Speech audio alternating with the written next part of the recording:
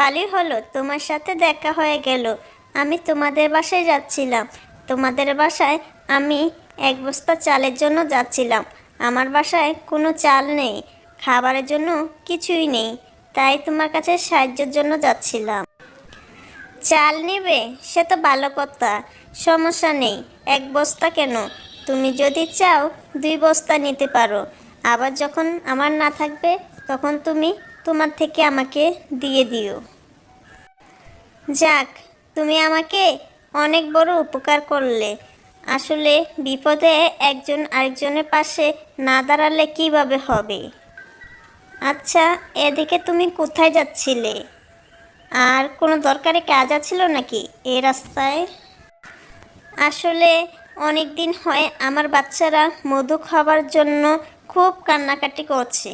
আমি তোমার কাছে যাচ্ছিলাম, একটু মধু হবে, আমি আমার বাচ্চাদেরকে খাওয়াতাম। আমার মধু তো এই শীতে সব কিছু শেষ হয়ে গেছে। আহা, তোমার বাচ্চারা কান্না করছে মধুর জন্য। ছি ছি ছি, আমি যদি আগে জানতাম তাহলে কি আর সবগুলো মধু একসাথে খেয়ে ফেলতাম?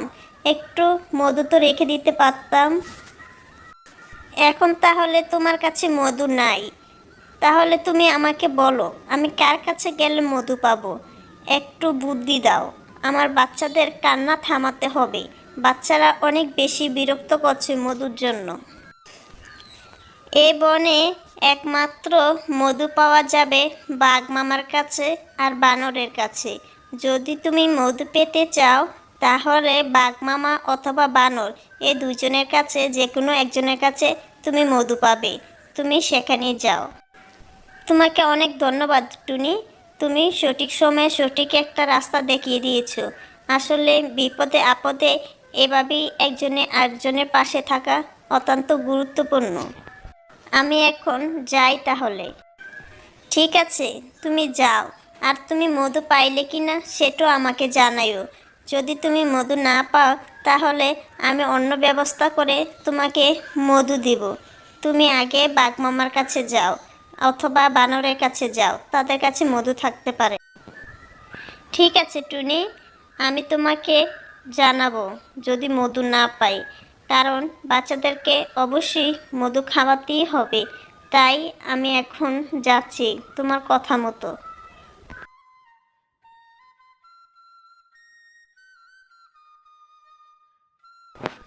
বানর ভাই, তোমার সাথে দেখা হয়ে গেল, ভালোই হলো। আচ্ছা বানর ভাই, আমার বাচ্চারা মধু খাবার জন্য অনেক কান্নাকাটি করছে। তোমার কাছে নাকি মধু আছে, আমাকে কিছু মধু দাও। আমার বাড়ির ঠিকানাটা তোমাকে কে দিল?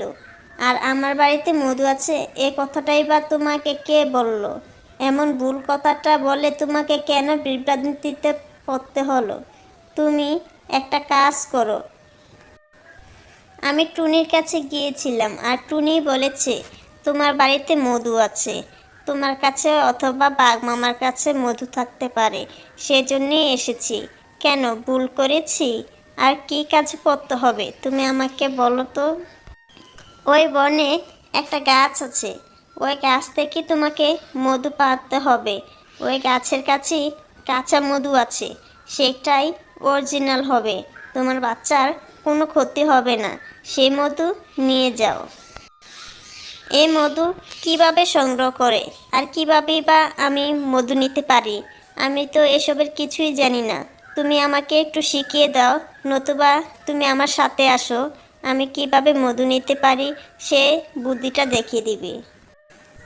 তুমি কোনো চিন্তা করো না, তুমি সেখানে গেলে দেখবে গাছ থেকে মধু টিপ টিপ টিপ টিপ করে পড়তেছে। তুমি এত মধু নিতে পারবে? কিছু তো নিয়ে আসোনি, একটা কিছু নিয়ে আসা দরকার ছিল তো।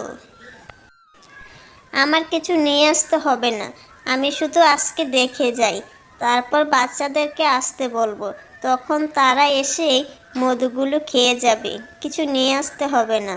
ঠিক আছে, তাহলে আমি বনে যাই, গিয়ে দেখি।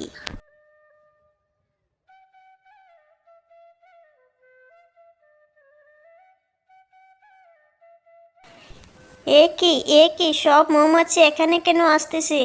আহা, আমাকে কামড় দিচ্ছে, ব্যথা পাচ্ছি। এ কি বানর, বানর আমাকে কোথায় নিয়ে আসলো? এটা কোনো কাজ হলো? বানর আমাকে এখানে কেন নিয়ে আসলো? চোখ মুখ সব ফুলে যাচ্ছে, কি কামড় দিচ্ছে, উফ ব্যথা পাচ্ছি তো। বানর তো খুব খারাপ, এমন একটা খারাপ বুদ্ধি বানর কিভাবে দিতে পারলো? সবগুলো মৌমাছি উড়ে এসে আমাকে কামড় দিচ্ছে, আমি মধু নিতে এসেছি আর মৌমাছিগুলো সব কিছু মৌমাছি এখানে ছুটে এসেছে। আমি কি জানতাম সবগুলো মৌমাছি যে এভাবে আসবে? আচ্ছা, মৌমাছিগুলো কেন এভাবে আসলো? বানর কি আগে এসে ডিল মেরে দিয়ে গেছে নাকি? মৌমাছিগুলো এভাবে ছুটলো কেন আমার দিকে? বানর ভাই, তুমি আমাকে জেনে শুনে এমন একটা বিপদের মুখে ফেলে দিতে পারলে?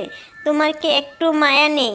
তোমার কি বোধগম্য হচ্ছে না যে আমি কত বড় একটা বিপদের মধ্যে পড়তে পারি? তুমি আমাকে একা একা কিভাবে সেখানে দিয়ে আসলে?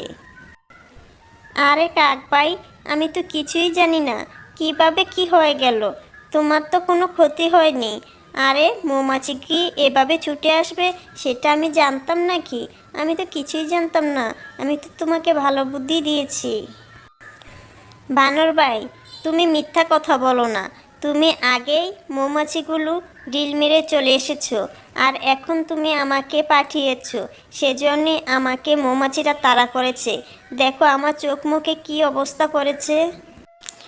কাক ভাই, কাক ভাই, আমি তো জানতাম না মৌমাছি যে এখনও ছুটাছুটি করবে। আমি তো সেখানে গিয়েছিলাম এমনি একটু মধু সংগ্রহ করার জন্য, আর সেখানে যে তোমাকে এভাবে মৌমাছিরা কামড়াবে আমি কি জানতাম? তুমি আমাকে জেনে শুনে একটা বিপদের মুখে ফেলে দিলে।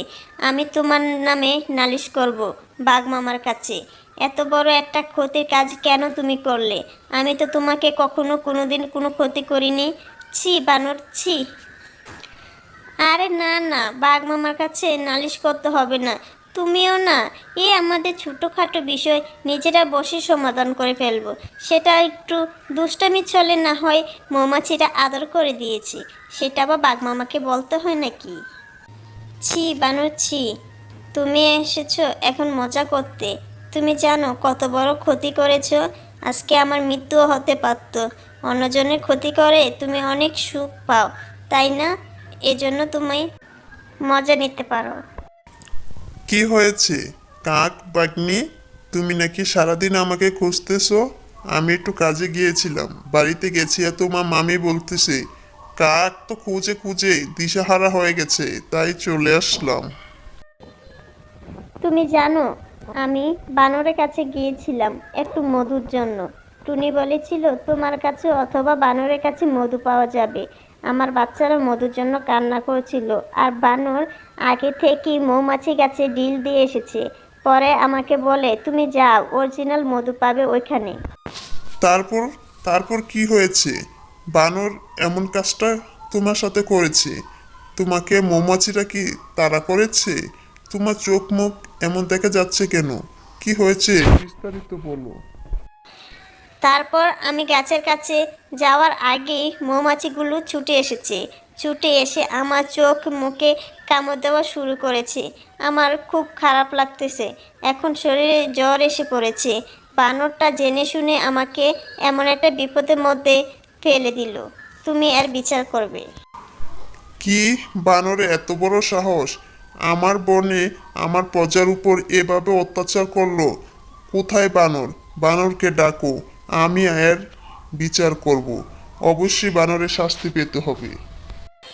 আমি বানরকে বলে এসেছি আমি বাঘ মামার কাছে যাই, বানরের নামে অভিযোগ করব। কেন বানরটা আমাকে এত বড় ক্ষতি করলো? আমি তো কখনই কাউকে কোনোদিন ক্ষতি করিনি। আমি বানরকে বলে এসেছি, আর বানর খুব ভয় পেয়েছে, সেজন্য হয়তো বানর আসতে চায় না, তাই আসেনি। ওই তো বানর এখানে চলে এসেছি। হ্যাঁ, সাহস আছে দেখা যায়। বানর, তুমি কাজটা মোটেও ঠিক করোনি।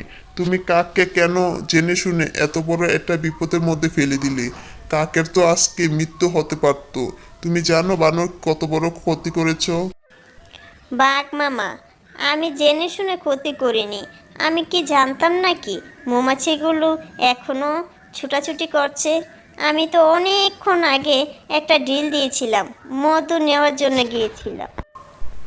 ওই মধু তো তোমার নেওয়ার কথা না বানর। তুমি আমার কাছ থেকে অনুমতি নিয়েছিলে ওই মধু নেওয়ার জন্য। বনের কোনো কিছু নেওয়ার আগে আমার অনুমতি নিতে হবে।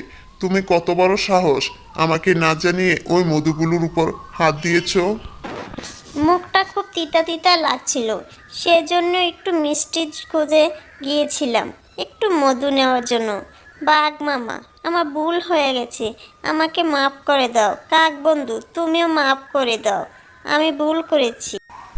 এ ধরনের ভুল করা তোমার মোটেও উচিত হয়নি। আজকে কাকের অনেক বড় একটা বিপদ হতে পারত। মাপ চাইবে, অপরাধ করবে, আবার মাপ চাইবে, অপরাধ করবে, এটা হতে পারে না। বানর, তোমাকে শাস্তি পেতেই হবে। কি শাস্তি দিতে চাও বাঘ মামা? আমি কিন্তু অনেক দুর্বল, আমাকে কঠিন কোনো শাস্তি দিবে না। আমার ভালো লাগছে না, একটু অপরাধ করেছি সেজন্য কত কথা কাক শোনালো, আবার তুমিও শোনাচ্ছ। ওই মৌমাছিগুলো তাড়িয়ে ওইখান থেকে মধু সংগ্রহ করে তুমি কাকের বাড়িতে নিয়ে যাবে। এটাই তোমার শাস্তি। কাকের বাচ্চারা মধু খাবার জন্য কান্না করছে, আর তুমি সেই বাড়িতে মধু দিয়ে আসবে। এটাই তোমার শাস্তি। যদি ও মৌমাছিগুলো আমাকে কামড় দেয়, আমি যদি বিপদের মধ্যে পড়ি, তখন কি হবে? আহা, আমি জেনে শুনে এমন বড় একটা শাস্তির মধ্যে পড়লাম। আমি আর ভুল করব না বাঘ মামা। হ্যালো বন্ধুরা, কেমন আছো সবাই?